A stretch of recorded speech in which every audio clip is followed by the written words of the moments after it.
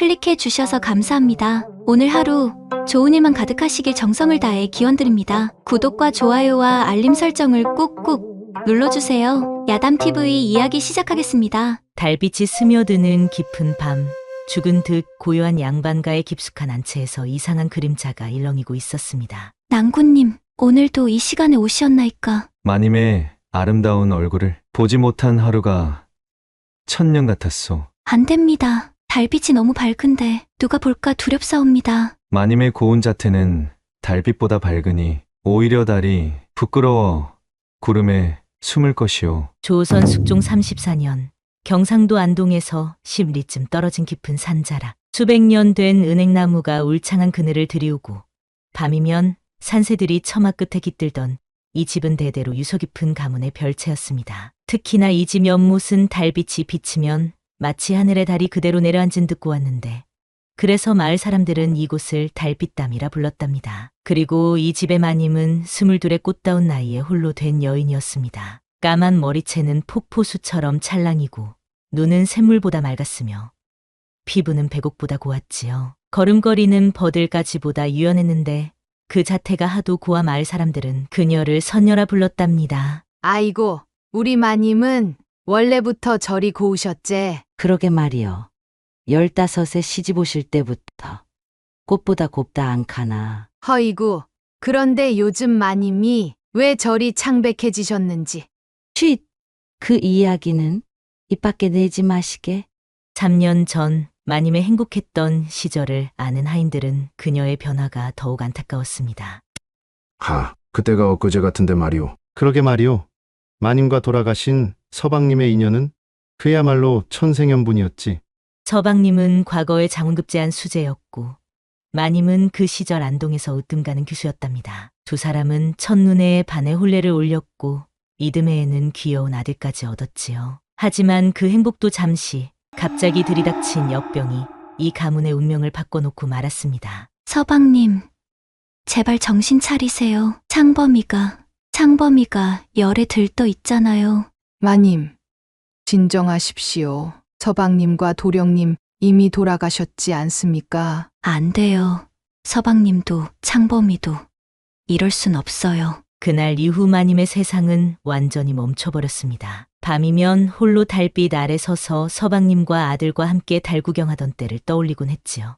창범아, 오늘 달이 참 밝구나. 내가 좋아하던 보름달이란다. 마님은 매일 밤 달을 보며 눈물을 흘렸습니다. 낮에는 시부모님 앞에서 한숨조차 내쉬지 않았지만 밤이면 홀로 방 안에서 서방님의 옷가지를 꺼내어 안고 흐느끼곤 했지요. 여보, 우리 창범이가 제가 어미 노릇을 제대로 못해서일까요? 시간이 흘러도 마님의 마음속 상처는 조금도 아물지 않았습니다. 오히려 더 깊어져만 갔지요. 봄이면 창범이와 꽃 구경 가기로 한 약속이, 가을이면 서방님과 달 구경 가기로 한 약속이 떠올라 가슴이 미어졌습니다. 시댁에서는 젊은 나이에 홀로 된 며느리가 안타까워 여러 번 개가를 권했지만 마님은 한사코 고개를 저었지요. 한편 마님의 평소 생활은 그야말로 모범 그 자체였습니다. 새벽 달기 울기도 전에 일어나 시부모님께 문안 인사를 드리고 점심때면 몸소 시아버님의 수라상을 챙기셨지요. 저녁이면 등불 아래서 밤늦도록 바느질을 하시곤 했답니다. 우리 마님은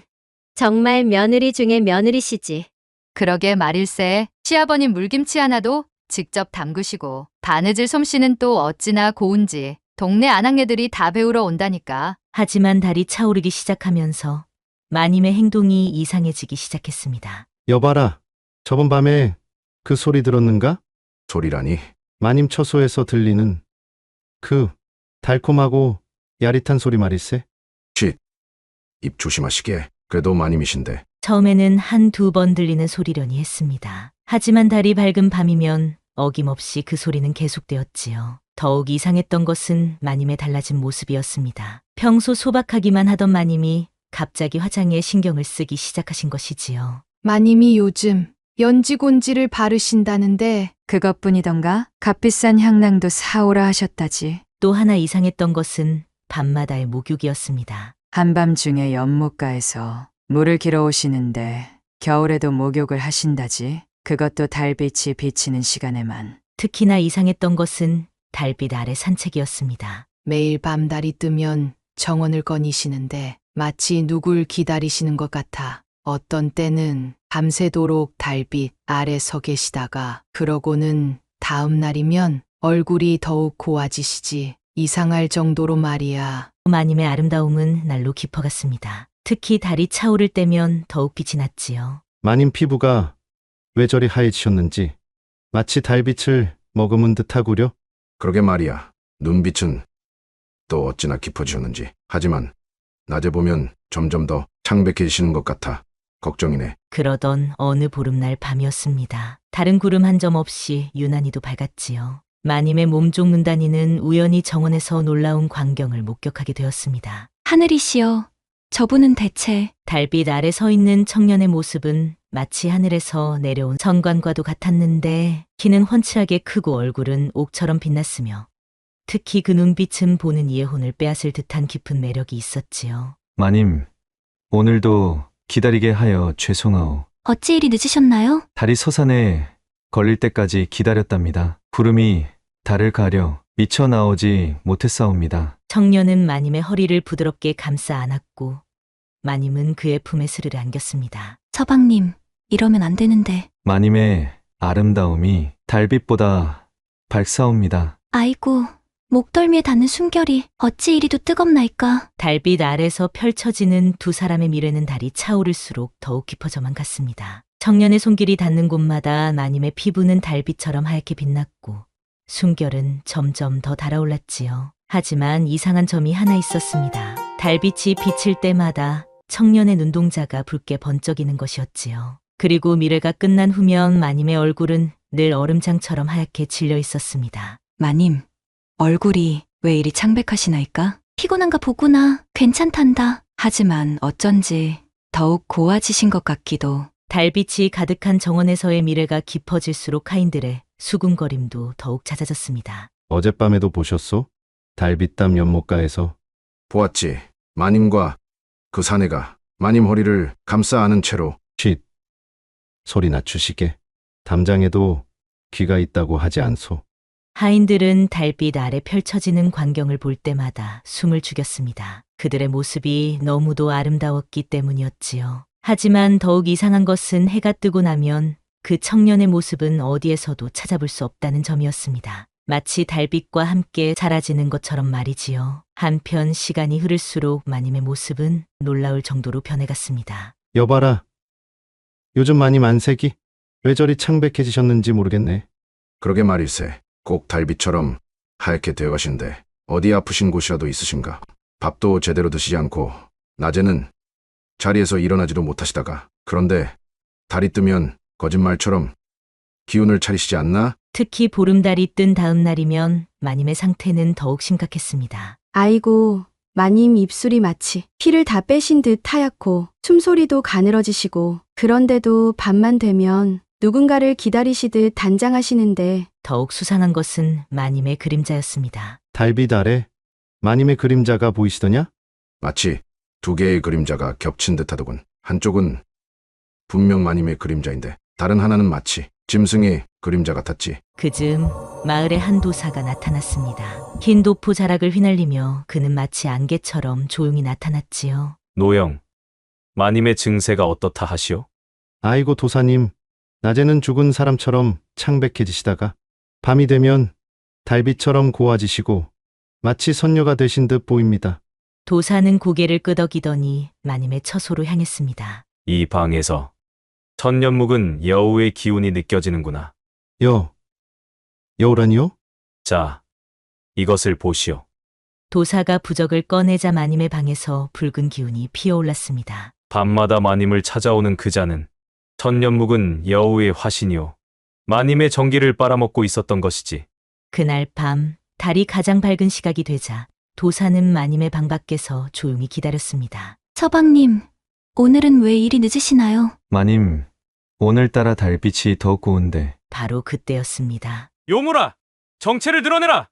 도사가 부적을 던지자 청년의 모습이 일순간 흐려지더니 9개의 꼬리를 가진 하얀 여우로 변했습니다. 도사였군. 천년을 수련했다고 해서 사람의 정기를 탐하다니. 난 단순히 정기만을 탐한 게 아니오. 여우의 고백은 모두를 놀라게 했습니다. 이 마님의 정절이 빚어내는 그 순수한 기운, 그것이 내게는 천년의 수련보다 더 귀한 것이었소.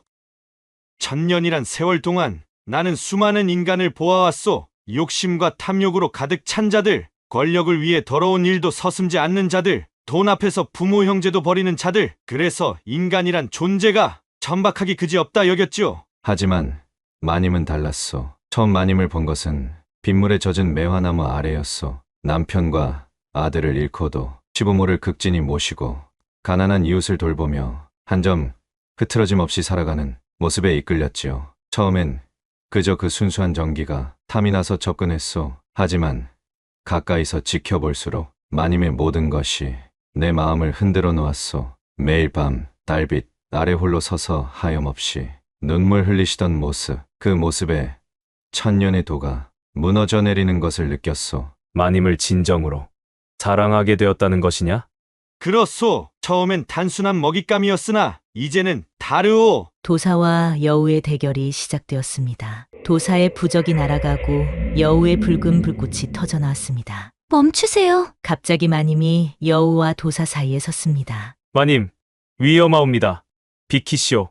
알고 있었어요. 처음부터 모든 것을. 뭐라고요? 그이가 여우란 것도 내 정기를 빨아먹는다는 것도 모두 알고 있었어요. 마님의 고백에 모두가 숨을 죽였습니다. 하지만 그이의 눈빛만은 달랐습니다. 처음엔 내 정절에서 나오는 기운을 탐했지만 그 순간 여우는 인간의 모습으로 변하며 슬픈 눈빛으로 말을 했지요. 마님의 정기, 그것은 천년을 수련해도 얻을 수 없는 귀한 것이었습니다. 하지만 이제는 달라졌습니다. 달라졌다니? 마님의 곁에 있으면서 깨달았습니다. 내가 원한 건 단순한 정기가 아니었다는 것을. 도사가 다시 부적을 날렸습니다. 요물! 내 말을 어찌 믿느냐? 멈추세요. 마님이 앞을 막아섰습니다. 이미 난 선택했어요. 그이를 만난 후로 내 몸이 약해져도 이리 행복했던 적은 없었습니다. 마님의 말에 여우의 눈에서 붉은 눈물이 흘렀습니다. 마님, 더는 마님의 정기를 탐하지 않고 떠나겠소. 안 돼요. 그대 없이는 살 수 없습니다. 그때였습니다. 달빛이 마님과 여우를 비추었고 놀라운 광경이 펼쳐지는 게 아니겠습니까? 이건 마님의 정기와 여우의 기운이 서로 얽혀 있구나. 도사의 말대로 둘의 기운은 이미 하나로 엉켜 있었습니다. 마님의 순수한 정절과 여우의 천년 수련이 만나 특별한 인연을 만든 것이지요. 이제 헤어질 수 없는 운명이 되었구나. 도사님, 그 말씀은 무슨 뜻이옵니까? 마님과 여우의 기운이 서로 깊이 얽혀버렸소. 이제 이건 단순한 정기를 빨아먹는 관계가 아니라 도사는 한숨을 쉬며 말을 이었습니다. 천년을 수련한 여우의 기운과 마님의 순수한 정절이 만나 운명의 실이 엮여버린 것이오. 그럼 이제 어찌하면 되나요? 둘 중 하나가 죽으면 다른 한쪽도 따라 죽을 수밖에 없소. 여우가 괴로운 표정으로 무릎을 꿇으며 말했지요. 이 모든 게 나의 죄악이로소이다. 아닙니다. 내가 그대를 받아들였습니다. 하지만 마님, 제가 아니었더라면. 마님은 여우에게 다가가 그의 손을 잡으며 말했지요. 그대가 아니었다면 난 여전히 죽은 사람처럼 살았을 것이오. 매일 밤 그대를 기다리는 시간이 내게는 살아있음을 느끼는 유일한 순간이었습니다. 그러자 도사가 다시 입을 열었습니다. 마님, 아직 방법이 하나 있소이다. 방법이라니요? 여우의 천년 수련과 마님의 정절이 만나 이룬 이 기이한 인연. 이를 완전한 하나로 만드는 것이오. 완전한 하나라. 여우가 놀란 눈으로 도사를 바라보았습니다. 설마 그 비수를 말씀하시는 건가요? 그렇소. 천년의 수련과 순수한 정절이 만나야만 가능한 음양합일지술이오. 하지만 그건 전설 속에서만 있다던. 이제 그대들이 그 전설이 되어야 하오. 도사는 붉은 비단실을 꺼내 들었습니다. 단, 대가가 따로. 무슨 대가인가요? 여우는 더 이상 완전한 여우도 인간도 아닌 존재가 될 것이며 마님은 더 이상 순수한 정절의 기운을 가질 수 없게 되오. 둘 다 지금의 모습을 잃게 된다는 말씀이시군요. 그렇소. 음양의 기운이 하나로 합쳐지면서 둘 다 변화할 것이오. 여우도 인간도 아닌 존재라. 마님이 여우를 바라보았습니다. 그대는 어떻게 생각하시나요? 천년의 수련이 물거품이 될 텐데. 마님, 저는 이미 마님을 위해서라면 무엇이든 할 수 있사옵니다. 하지만 그대의 천년 수련이 허사가 될 터인데. 천년을 수련한 것도 결국 마님을 만나기 위한 인연이었나 봅니다. 도사가 다시 말을 이었습니다. 이 의식에는 3가지 조건이 필요하오. 무엇이옵니까? 첫째, 보름달이 가장 높이 뜨는 자정의 시야. 그건 바로 오늘 밤이오. 둘째, 서로에 대한 진정한 사랑의 맹세. 그것은 마님과 여우가 서로를 깊이 바라보았습니다. 마지막으로 둘의 피를 섞어 하나로 만드는 의식이 필요하오. 피를 섞는다고요? 그렇소. 이 3가지가 갖춰져야만 음양합일이 이뤄질 수 있소. 달빛이 점점 더 밝아졌습니다. 자정이 다가오는군요. 마님, 아직도 늦지 않았습니다. 저는 그대와 함께라면 어떤 모습이든 상관없습니다. 도사는 붉은 실을 꺼내 들었지요. 이 붉은 실로 2 사람의 손목을 묶고 이 부적을 피로 적셔야 하오.